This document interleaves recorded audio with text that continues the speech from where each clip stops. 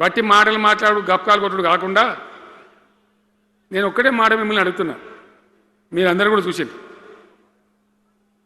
శాసనసభలో నిలబడి ఈ రాష్ట్ర చరిత్రలో ఎవడన్నా ఒక ముఖ్యమంత్రి ఈ 5 ఏళ్లలో మిషన్ భగీరథ కంప్లీట్ చేసి ప్రతి ఇంటికి నల్లా పెట్టి మంచినీళ్ళు ఇవ్వకపోతే మల్ల తేపకు నేను నిలవడం ఓట్లు అడగం అని చెప్పిన ముఖ్యమంత్రి ఎవరన్నా చూసినామా?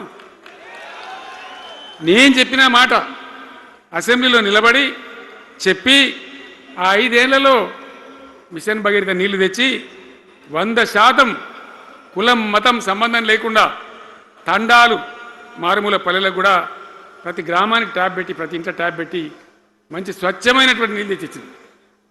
5 ఏళ్ళు నడిచింది, నడవలే. మిషన్ భగీరథ నీళ్ళు పుష్కలంగా రాలే?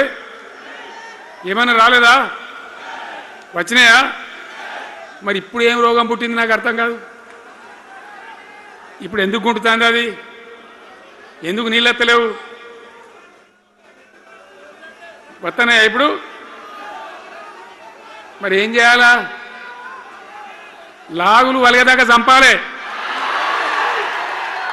మంచి మాట కాకపోతే ఏం చేస్తారు? మంచిగా కట్టిన ఇల్లు పెట్టిపోయి కదా, 5 ఏళ్ళు నడిచింది కదా, మరి మీకేం బీమారీ వచ్చింది నాకు అర్థం కాదు.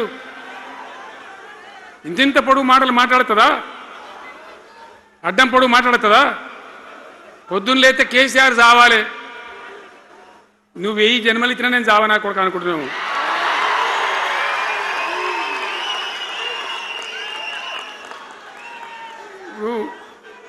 ఉట్టి మీద దాచిపెట్టిరు, మన ఇళ్ళలో దాతారు కదా. ఏది ఉట్టి ఉట్టి అని ఉంటుంది. ఇప్పుడు మీకు తెలుసో లేదో కానీ ఇప్పుడు ఈ మధ్యలో ఫ్రిడ్జ్లు మోపోయిన మునుపు ఉట్టి అనేది ఉంటుండే. ఎండిపోయిన చేపలోకి నీ రొయ్యలో అవి ఉంటే వరుగులు ఉంటే దాంట్లో పెడుదురు. పిల్లికి అందదా ఉట్టి, కింద కూసుకొని శాపం పెడతా ఉంటుంది. ఈ తెగాలే పడాలి, తెగాలే పడాలి. పిల్లి శాపానికి ఉట్టి తెగుతుందా? మరి విధవలు కేసీఆర్ చావాలంటే కేసీఆర్ దత్తడా?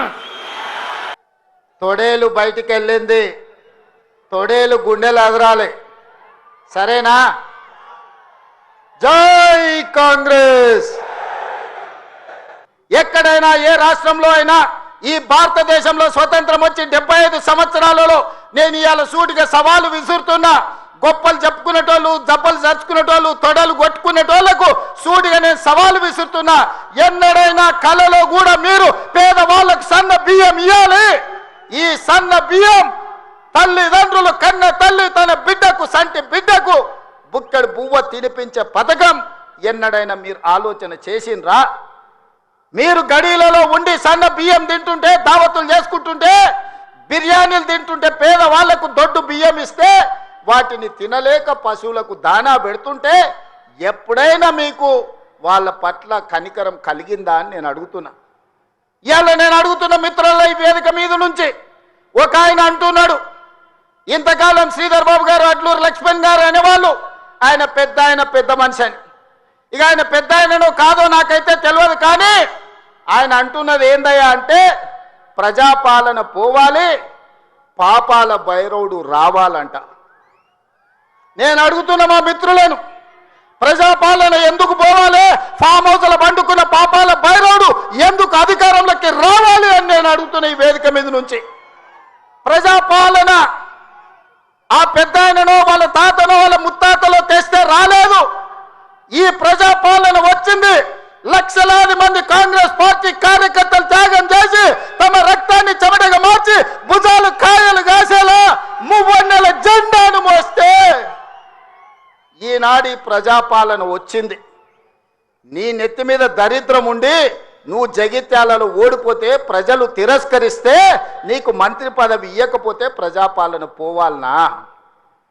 ఇవాళ నిన్ను పెద్ద మనిషి అని మేము పిలవాలనా? పెద్ద మనిషి అని పిలిపించుకునే అర్హత నీకు ఉన్నదా అని నేను ఈ వేదిక మీద నుంచి అడుగుతున్నా. నేను అడుగుతున్నా, ఇవాళ పెద్ద మనిషిని ప్రజాపాలన ఎందుకు పోవాలి, పాపాల భైరవుడు అధికారులు ఎందుకు రావాలో నువ్వు జవాబు చెప్పాలి. నీ పదవి కోసం, నీ అధికారం కోసం, నీ ఆకాంక్ష కోసం ఆనాడు 1983 చరిత్ర వెనక్కి వెళ్ళి ఆయన పుట్టు పూర్వతరాలు పుట్టు మచ్చలు ఇవ్వాలి. ఈ వేదిక మీద నుంచి నేను చెప్పదలుచుకున్నా. ఆయన నీతేంది, ఆయన జాతేంది, ఆయన దోస్తేందో ఇవాళ మీ అందరి ముందర నేను విజ్ఞప్తి చేయదలుచుకున్నా. మిత్రులారా, 1983లో తుమ్మల నాగేశ్వరరావు గారు సజీవ సాక్షి. ఆనాడు అన్న పెద్దలు నందమూరి తారక రామారావు గారు యువ న్యాయవాదిగా జగిత్యాలలో న్యాయవాది పదవిని బాధ్యత నిర్వహిస్తుంటే పిలిచి భుజం తట్టి నీకు ఎమ్మెల్యే టికెట్ ఇచ్చి నీకు ఎక్సైజ్ శాఖ మంత్రి ఇస్తే సంవత్సరం తిరిగే లోపలనే అన్న ఎన్టీఆర్ను వెన్నుపోటు పడిచి నాదెండ్ల భాస్కరరావుతోని జట్టు కట్టిన నువ్వు నాదెండ్ల భాస్కరరావు సోపతిని వదిలి కాంగ్రెస్ పార్టీలకు వచ్చి 40 సంవత్సరాలు పూర్తయింది.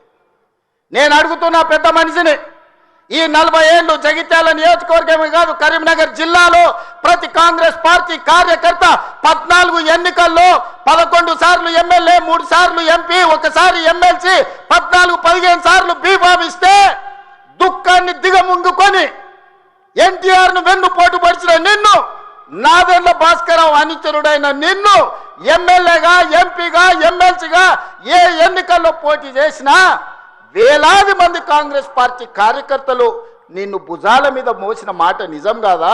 పల్లకిలో అసెంబ్లీకి పంపిన మాట నిజం కాదా? మిత్రులారా, 40 ఏళ్ళు నీ కోసం, నీ పదవి కోసం, నీ కుటుంబంలో జడ్పీటీసీ, ఎంపీపీ ఏ పదవి వచ్చినా నీ కుటుంబానికి ఇచ్చుకున్నా జగిత్యాల కాంగ్రెస్ పార్టీ కార్యకర్తలు మౌనంగా నీ కుటుంబానికి ఊడిగం చేసిన మాట నిజం కాదా? గ్రామంలో ఉన్నోడు గ్రామంలో ఉండాలి, మండలంలో ఉన్నోడు మండలంలో ఉండాలి, జిల్లాలో ఉన్నోడు నియోజకవర్గంలో ఉన్నోడు నియోజకవర్గంలో ఉండాలని పాపంది చేసింది నువ్వు కాదా? మొన్న నేను జగిత్యాల కార్యకర్తలను కలిస్తే ఒక్కొక్కరు తమ కష్టాలను మనసు విప్పి మాట్లాడుతుంటే నాకు ఆశ్చర్యపోయినా. గాంధీ భవన్ చూసి ఒక నాయకుడు చాలా సంవత్సరాల తర్వాత మెట్రోలో పోతుంటే గాంధీ భవన్ కనిపిస్తే ఆనందంతో కన్నీళ్లు గారిని ఆనంద బాష్పాలు గార్చిన మెట్రోలో నన్ను ఇట్లా గాంధీ భవన్ చూసిన మా నాయకుడు ఎన్నడూ నన్ను గాంధీ భవన్కు తీసుకుపోలేదని చెప్తుంటే నాకు నిజంగా మనసులో కలుక్కుమన్నది, ఇట్లాంటి కర్కోటకులైన నాయకులు ఉంటారా అని. అలాంటి నాయకుని కూడా జగిత్యాల ప్రజలు 14 సార్లు బీమా ఇస్తే ఎన్నో సార్లు ఓడిపోయినా వదలకుంటేనే ఆయన వెనకాల నిలబడి, ఆయన అండగా నిలబడి ఆయన భుజాల మీద మోస్తే ఒక్క ఏడాది పదవి లేకపోతే మీ గుండెల మీద దాన్ని మిమ్మల్ని మోసం చేసి పారిపోతాడా అని నేను అడుగుతున్న మిత్రులారా, ఇది న్యాయమా? ఇదేనా నీ జాతి, నీ నీతి? ఈ వయసులో నువ్వు 40 ఏళ్ళు నీ జెండా మోసి నిన్ను మోసిన కార్యకర్తల గుండెల మీద దాన్ని మోసం చేసి శత్రువు సంతను చేరుతావా? శత్రువు సంకలు చేరి ప్రజాపాలన పోవాలంటావా? ఇట్లాంటోడు పెడితే పెళ్లి కోరుకున్నాడంట, పెట్టకపోతే సాగు కోరుకున్నాడంట. ఇంతకంటే ఉదాహరణ ఇంకేమన్నా ఉందా? నేను అడుగుతున్న పెద్ద మనిషిని, ఈ ప్రజాపాలన ఎందుకు పోవాలి? 10,000 కోట్ల రూపాయల ఆడబిడ్డలకు మహాలక్ష్మి పథకం ద్వారా ఆర్టీసీలో ఉచితంగా అమ్మవారిని దర్శించుకోవాలన్నా, అమ్మగారి ఇంటికి పోవాలన్నా మా అక్కలందరినీ ఆర్టీసీలో ఉచితంగా ప్రయాణం ఇచ్చినందుకు ప్రజాపాలన పోవాలనా? తెలంగాణ ఉద్యమంలో సమిధలైన శ్రీకాంతాచారి, వేణుగోపాల్ రెడ్డి, ఈశాన్ రెడ్డి కానిస్టేబుల్ కిష్టయ్య ఆదర్శంగా మొదటి సంవత్సరంలోనే 70,000 ప్రభుత్వ ఉద్యోగాలు ఇచ్చి గ్రూప్ 1, గ్రూప్ 2, గ్రూప్ 3, గ్రూప్ 4 డాక్టర్లను, ఇంజనీర్లను 70,000 ప్రభుత్వ ఉద్యోగాలు ఇచ్చినందుకు ఈ ప్రజాపాలన పోవాలనా? ఆనాడు ఒరేస్తే ఉరేసుకున్నట్టే అని మాట్లాడిన నువ్వు నీ ఫామ్ హౌస్లో 150 ఎకరాలలో ఒరేసుకొని 4,200 రూపాయల క్వింటాలు అమ్ముకొని నువ్వుంటే, రైతులు ఆత్మహత్యలు చేసుకుంటుంటే 8,000 కొనుగోలు కేంద్రాలను తెరిచి ఉత్తమ్ కుమార్ రెడ్డి గారు 2,58,00,000 మెట్రిక్ టన్నులు ప్రతి సంవత్సరం ఒడ్లు కొన్నందుకు ప్రజాపాలన పోవాలనా? సన్నబియ్యం, సన్న ఒడ్లు వండించి సంటి పిల్లలకు సన్నబియ్యం తినిపిస్తున్నందుకు ప్రజాపాలన పోవాలనా? 3,15,17,00,000 మంది ఈరోజు సన్నబియ్యం తింటున్నందుకు ప్రజాపాలన పోవాలనా? 1,00,000 కోట్లు, 1,00,000 అంటే 1,00,000 ఈ రోజు కాళేశ్వరం మొత్తం చూసి వచ్చిన కడుపు మండుతుంది. నిజంగానే ఈ చట్టాలు ఇవి లేకపోతే ఆటవిక రాజ్యమే అయితే అడవిలో చెట్టుకు ఊరేసిన తప్పు లేదు. 1,00,000 కోట్ల రూపాయలు గోదావరిలో మంట కలిపినందుకు పేరు మారుస్తవి, ఊరు మారుస్తవి, అంచనాలు మారుతూ 1,00,000 కోట్లు దిగమింగుతువి. కాళేశ్వరం అని కడితే 3 ఏళ్లలోనే కూలేశ్వరం అయిపోయింది. దీనికి చెట్టుకు ఉరేసిన పాపం లేని తప్పులు చేస్తే అయినా ప్రజాస్వామ్యాన్ని నమ్మే మేము ఈరోజు సిబిఐ విచారణకి ఇచ్చినాం తప్ప చెట్టు గట్టేసి కొట్టలేదు. అదే నిజాం సర్కార్ అయితే ఇట్లా తప్పు చేసిన వాళ్ళు ఊర్లో కోదండం వేసి లాగులో తొండలు ఇడిచి తిరిగింది కళ్ళకు వచ్చేటోళ్ళు ఇట్లాంటి తప్పులు చేసిన వాళ్ళు.